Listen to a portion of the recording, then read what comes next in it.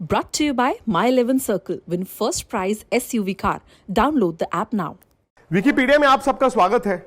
Wikipedia में से विकी नाम मेरा है और इस सेगमेंट में हम बात करेंगे क्रिकेट के कुछ ऐसे नियमों की, ऐसे इंस्टेंसेस की जहां पर आपको बड़ी हैरानी होती होगी कि यार ये कैसे हो गया, ये तो आउट होना चाहिए था, ये तो नॉट आउट होना चाहिए था, लेकिन आउट क्यों नहीं हुआ, नॉट आउट क्यों नहीं हुआ। तो इस सेगमेंट में हमने ये सारे मुद्दे उठाने हैं और ये खास तौर से एक्सक्लूसिव है स्पोर्ट्स तक फैन जोन पे। फैन जोन यानी कि स्पोर्ट्स तक एक्सक्लूसिव मेंबरशिप क्लब, जहां पर आप दिन में ₹1 से कम देते हैं, महीने में ₹29 देते हैं और आपको मिलता है अलग तरह का कंटेंट, एक्सक्लूसिव कंटेंट, ऐसा कंटेंट जहां पर ना सिर्फ आपको हम ये नियमों के बारे में बताएंगे या फिर कहानियां सुनाएंगे, बल्कि आप इसमें सीधे हमारे एक्सपर्ट्स के साथ जुड़ भी सकते हैं। तो आज बात उस किस्से की या फिर उस इंस्टेंस की जहां पर आपको लगता है कि यार ये हुआ तो कैसे हुआ। मसलन जब गेंद विकेट पर लगती है और अंपायर उसे आउट नहीं देता, यानी कि मैंने गेंद खेला, मैं बोल्ड हो गया, गेंद जो है स्टंप को छू गई, लग गई, लेकिन गिल्लियां नहीं गिरी। तो ऐसा क्यों है कि गेंद जब विकेट पर लग जाती है अंपायर उसको आउट नहीं देता? क्योंकि क्रिकेट के नियम ऐसे हैं। और अब सवाल यह आ जाता है कि गेंद जब स्टंप पर लगती है, बेल्स नहीं गिरती, तो क्या बल्लेबाज आउट होना चाहिए कि नहीं होना चाहिए? भाई अगर आप गेंद बल्ले पर विकेट पर लग रही है तो बल्लेबाज तो आउट होना चाहिए। लेकिन हुआ यह है कि ये इंस्टेंसेस पहले इतने नहीं हुआ करते थे, अब ज्यादा हो गए हैं क्योंकि बेल्स थोड़ी भारी हो गई हैं। पहले के जमाने में बेल्स इस तरह की होती थी जो आम ये आप लकड़ी की देखते हैं, लेकिन अब क्या हुआ है, जब से ये टीवी टेक्नोलॉजी आ गई है और जिंग बेल्स उनको कहते हैं जिसमें लाइट भी होती है, वो थोड़ी भारी हो गई हैं।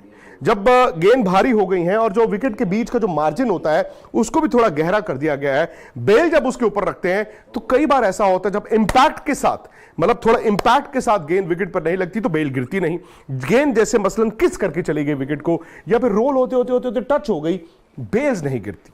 वैसे तो कानूनन ये बल्लेबाज आउट होना चाहिए, लेकिन चूंकि बेल्स थोड़ी भारी हो गई हैं, जैसे आप देख भी रहे हैं, तो वो बेल गिरती नहीं है और फिर वो टेक्निकली नॉट आउट माना जाता है। अब सवाल यह है कि क्या बेल्स को हटा दिया जाए या फिर ये जो लाइट जलने वाली टेक्निक है बेल में उसको हटा दिया जाए।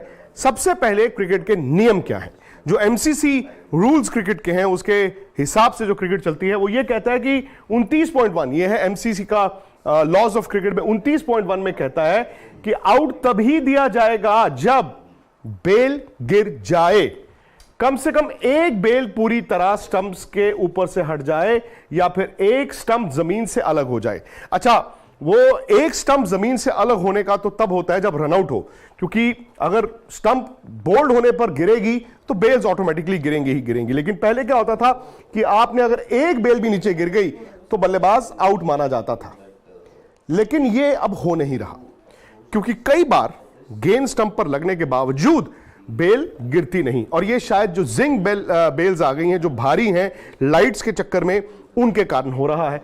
ये हालिया देखिए आप, ये इसी सीरीज में आपने देखा था जो इंडिया वर्सेस बांग्लादेश था कि इबादत की गेंद पर श्रेयस अय्यर का ऐसा डिस्मिसल हो सकता था, लेकिन चूंकि बेल नहीं गिरी तो वो टेक्निकली नॉट आउट थे।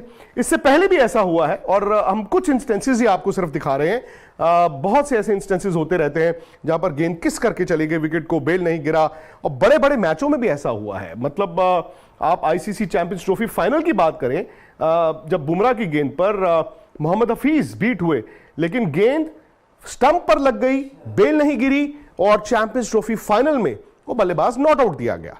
अब क्रिकेट के नियम जैसे मैंने आपको बताया क्या होते हैं कि जब गेंद इस पर लगेगी और बेल ऐसे नीचे गिर गई तो बैट्समैन आउट है। कई बार क्या होता है, आपने रनआउट में देखा होगा कि जैसे बेल नीचे गिर चुकी है और अगर दूसरी बेल भी नीचे गिर चुकी है, उस वक्त आप रनआउट कैसे करेंगे क्योंकि बेल्स तो है नहीं।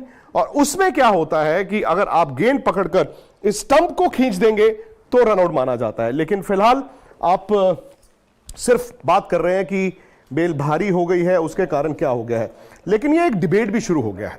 अब डिबेट क्रिकेट के हलकों में होता ही है क्योंकि कई ऐसी चीजें टेलीविजन पर होती हैं, फिर उसके बाद लोग उस पर अपनी प्रतिक्रिया देते हैं, तो कुछ एक्सपर्ट्स, कमेंटेटर्स, फॉर्मर क्रिकेटर्स भी आकर बोलते हैं।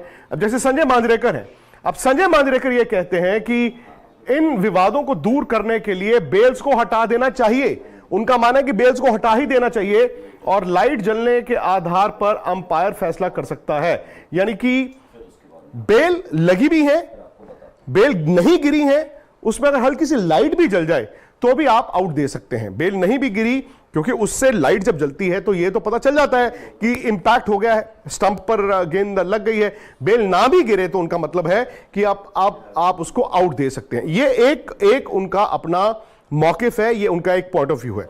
लेकिन दूसरी तरफ रवि शास्त्री ये कहते हैं कि मैं रूल्स के बदलने के लिए किसी बदलाव में यकीन नहीं करता।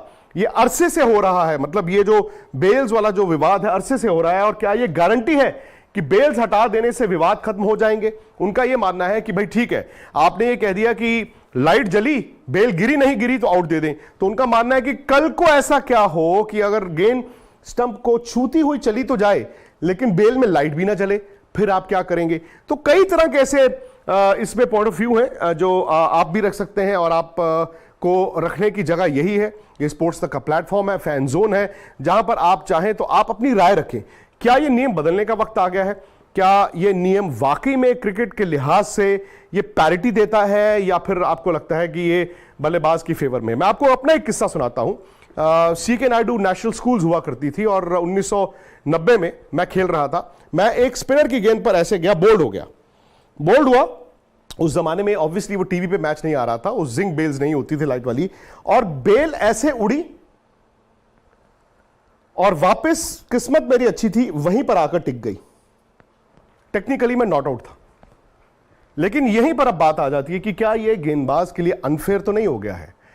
कई और ऐसे नियम हैं जिनकी हम बात करते रहेंगे, लेकिन उसके लिए आपको फैन जोन के साथ जुड़ना होगा। फैन जोन, जैसे मैंने आपको बताया, ये एक्सक्लूसिव मेंबरशिप क्लब है स्पोर्ट्स तक की, और आप इसे कभी भी किसी वक्त भी जुड़ सकते हैं। आपको बस ज्वाइन का बटन जो है वो होम पेज पे जाके प्रेस करना है। 1 रुपए से कम एक दिन का है, 29 रुपए महीने के हैं। और अगर आप मेंबर बन गए तो आपको ना सिर्फ इस तरह का कंटेंट मिलेगा, बल्कि सीधा जो स्पोर्ट्स तक के एक्सपर्ट्स हैं उनसे जुड़ने का मौका भी मिलेगा। मेरे साथ जुड़िए मनाने के लिए क्रिकेट का सबसे बड़ा त्योहार। मैच से जुड़े आपके हर सवाल का हम देंगे जवाब।